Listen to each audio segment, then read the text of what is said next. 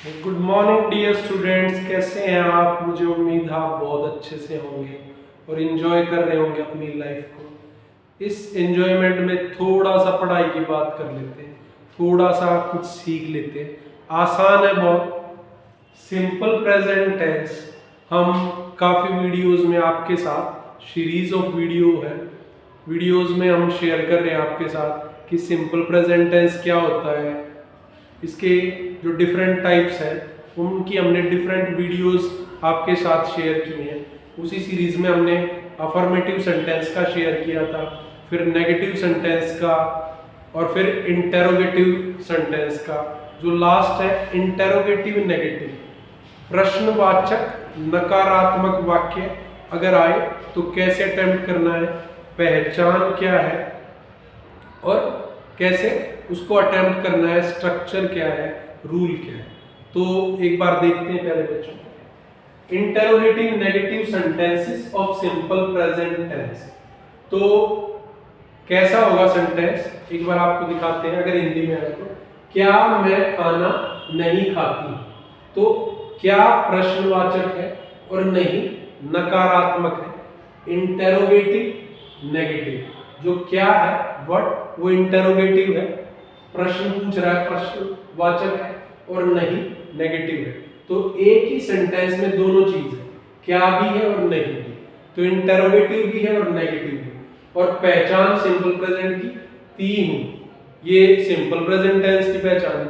सबसे पहले अगर किसी सेंटेंस को हमें देखना है कि ये किस टेंस का है, तो सबसे पहले हा, हूं, ही, हो, तो इससे पता चलता है कि वर्तमान काल है। वर्तमान काल मतलब प्रेजेंट टेंस।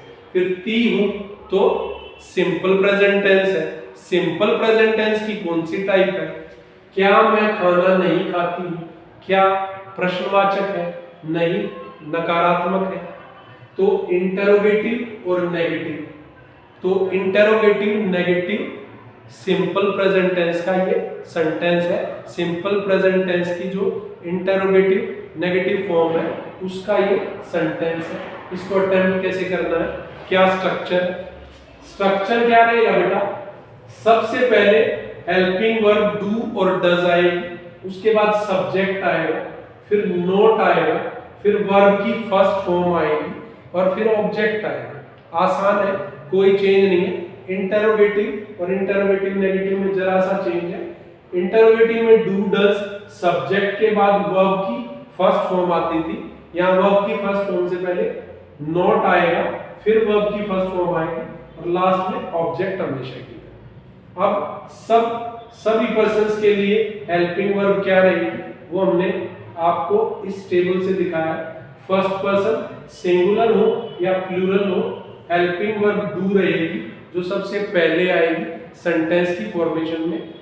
उसके बाद सब्जेक्ट आएगा जिसको एस से डिनोट किया है, फिर नोट आएगा और फिर जैसे यहाँ बताया था वर्ब की फर्स्ट फॉर्म और ऑब्जेक्ट। अगर सेकंड पर्सन है, चाहे सिंगुलर हो चाहे प्लूरल हो, उसमें भी हेल्पिंग वर्ब डू ही आती है, फिर सब्जेक्ट आता है, फिर नोट आता है और फिर वर्ब की फर्स्ट फॉर्म और ऑब्जेक्ट। थर्ड पर्सन अगर प्लूरल है तो सेम रहेगा, first person second person singular plural की तरह।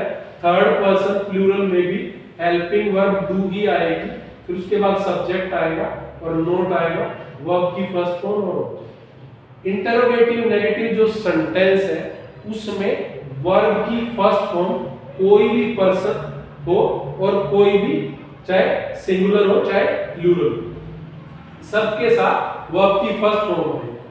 डू और डज सबके साथ डू आएगा, सिर्फ थर्ड पर्सन सिंगुलर के साथ हेल्पिंग वर्ब डज आएगी, फिर सब्जेक्ट आएगा, फिर नोट, फिर वर्ब की फर्स्ट फॉर्म और ऑब्जेक्ट। हमने ये नोट भी लिख दिया है कि थर्ड पर्सन सिंगुलर होते कौन कौन से हैं, पहले भी हमने आपके साथ शेयर किया है। ही, सी, इट, दिस, दैट या कोई भी नाम के साथ हेल्पिंग वर्ब डज आएगी, जो इंटेरोगेटिव नेगेटिव सेंटेंस में सबसे पहले आता है। इंग्लिश का सेंटेंस स्ट्रक्चर में सबसे पहले डज आएगा जब थर्ड पर्सन सिंगुलर में इंटरोगेटिव नेगेटिव सेंटेंस होगा, तो इंग्लिश में सेंटेंस फॉर्मेशन में सबसे पहले डज उसके बाद सब्जेक्ट, फिर नॉट, फिर वर्ब की फर्स्ट फॉर्म या बोले तो बेस फॉर्म या पहली फॉर्म, और फिर लास्ट में ऑब्जेक्ट। ध्यान रहेगा प्यारे बच्चों।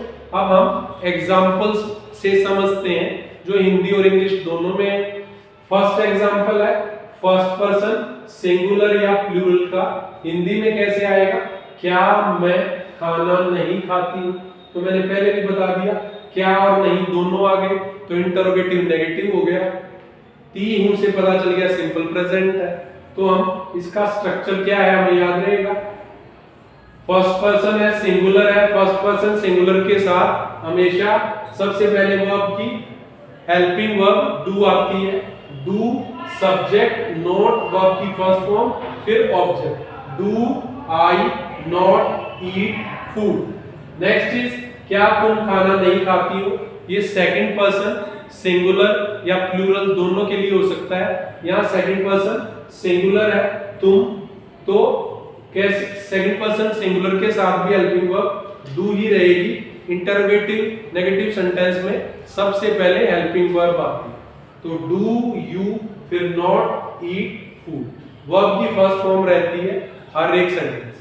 Third one is third person plural, क्या वे गाना नहीं गाते हैं? थर्ड पर्सन प्लूरल के साथ भी हेल्पिंग वर्ब डू ही रहेगी, जैसे यहां दिखाई दे रहा है do they not sing a song. हमने सबके पीछे क्वेश्चन मार्क लगाना है प्यारे बच्चों। जब हमने बनाया ये question mark question mark question, ध्यान रहेगा आपको, तब कंप्लीट हो रहा है आपका। फिर last but not the least, यहां से हम देख सकते हैं थर्ड पर्सन सिंगुलर के साथ हेल्पिंग वर्ब डज आती है। यहाँ हमने नोट में भी बताया थर्ड पर्सन सिंगुलर कौन कौन से होते हैं, ही सी इट दिस दैट या कोई भी नाम।